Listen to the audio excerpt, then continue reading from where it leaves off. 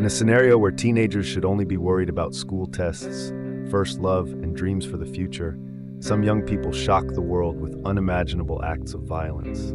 This compilation presents 7 disturbing cases that reveal how minds still in development were capable of planning and executing brutal crimes. From murders motivated by low grades to calculated executions at gas stations, each story surpasses the previous one in cruelty and coldness. But nothing you've seen so far prepares you for the last case. A teenager who orchestrated a series of acts so barbaric that they led him straight to death row. So prepare yourself and stay until the end to discover how a single night of terror changed the lives of several families forever. Michael Swanson, the gas station killer. At just 17 years old, Michael Swanson unleashed a wave of violence in Iowa that resulted in 2 deaths in just 60 minutes.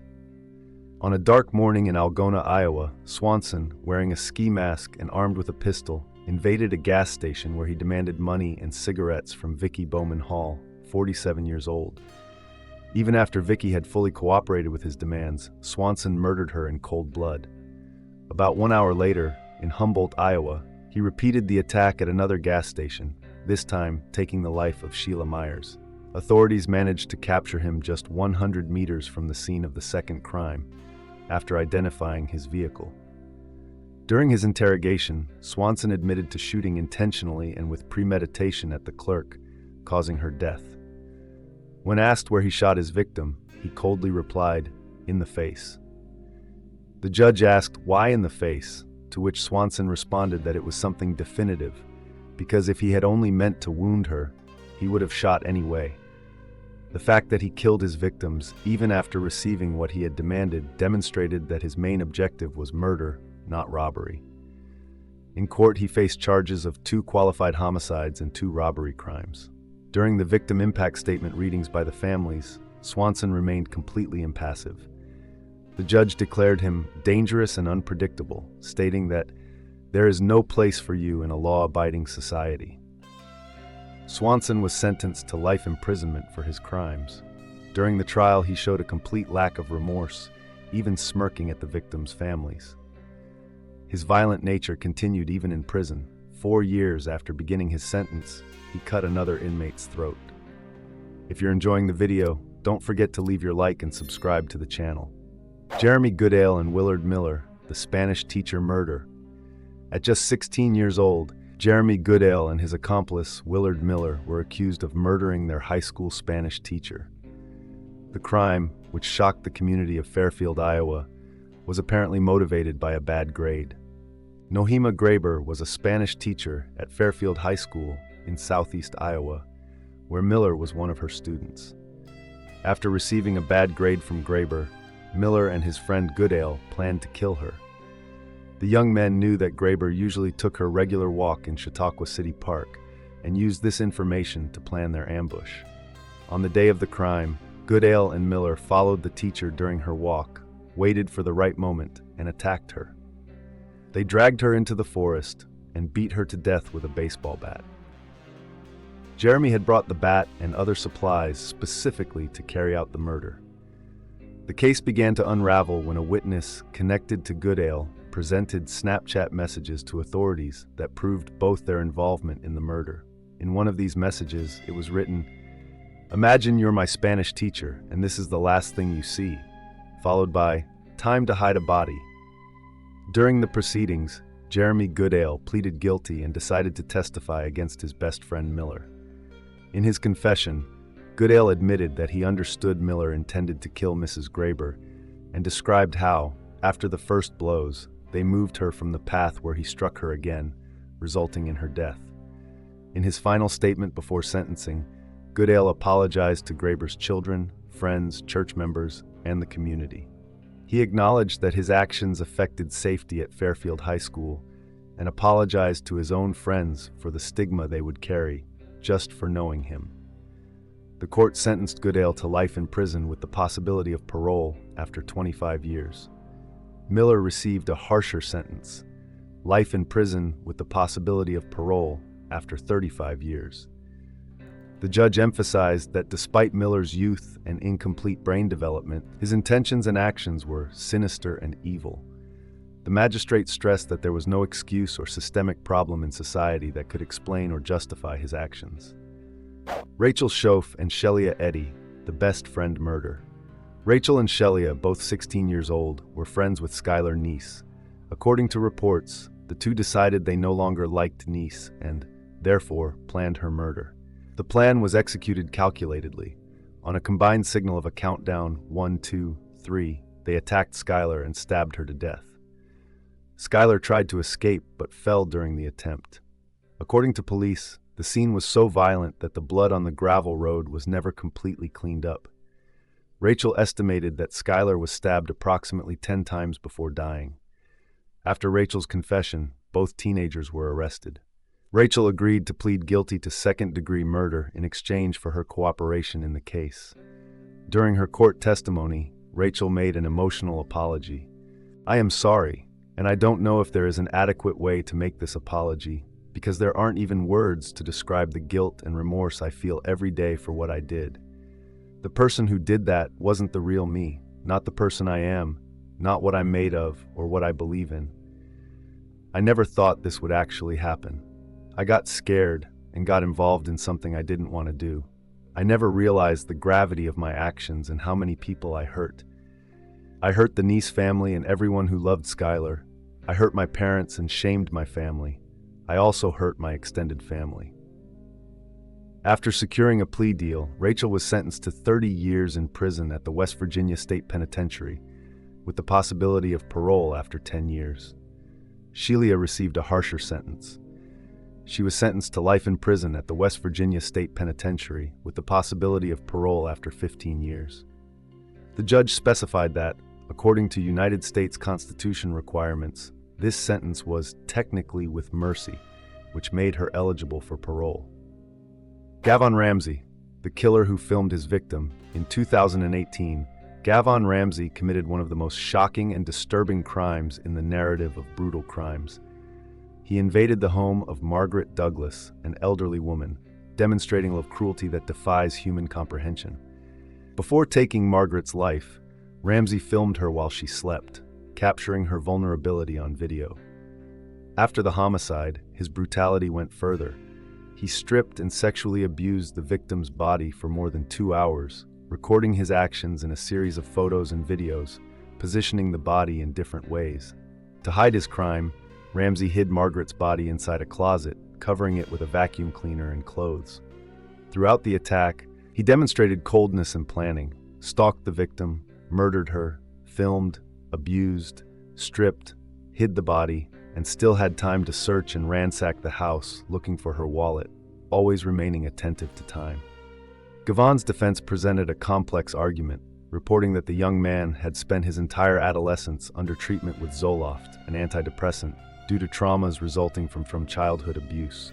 Gavon's mother corroborated this claim in her testimony. During the investigation, investigators found a memory notebook among Gavon's belongings.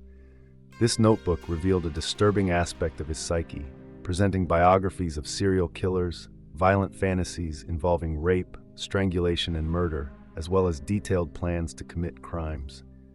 In court, despite his lack of emotional expression, Ramsey made a brief apology. "Sorry for what I did. I am completely sorry for what I did."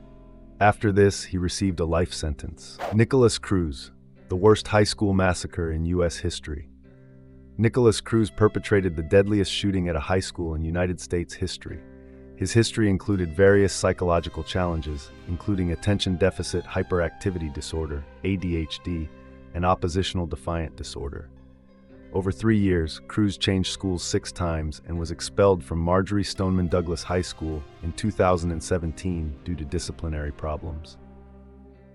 Despite psychiatrist recommendations for his involuntary admission to a residential treatment center, this intervention never occurred. In February 2017, Cruz bought an AR-15 style rifle, in addition to already owning other weapons. On February 14, 2018, he returned to Marjory Stoneman Douglas High School, where he committed a brutal attack that resulted in the death of 17 people and wounded another 17. After the attack, Cruz was charged with 17 homicides and held in custody without possibility of bail. After his first court appearance, he was placed under suicide watch in an isolated cell. On March 7, 2018, a grand jury added 17 more attempted murder charges to the existing ones. Cruz's trial faced several delays. Initially scheduled for January 27, 2020, it was postponed until mid-year and suffered further delays due to the COVID-19 pandemic. The process finally began on July 18, 2022, presided over by Judge Elizabeth Scherer. During the trial, a video of Cruz's interview with Dr. Scott was shown, where he showed no remorse and instead claimed he had mercy on two of his victims, Kara Loughran and Maddie Pollock. Cruz stated that he stopped the attack because he couldn't locate more victims. Dr. Charles Scott, a forensic psychiatry specialist, diagnosed Cruz with antisocial personality disorder, sociopathy, borderline personality disorder, history of conduct disorder, malingering. On October 20, 2022, Cruz admitted his guilt to all charges, including murder and attempted murder.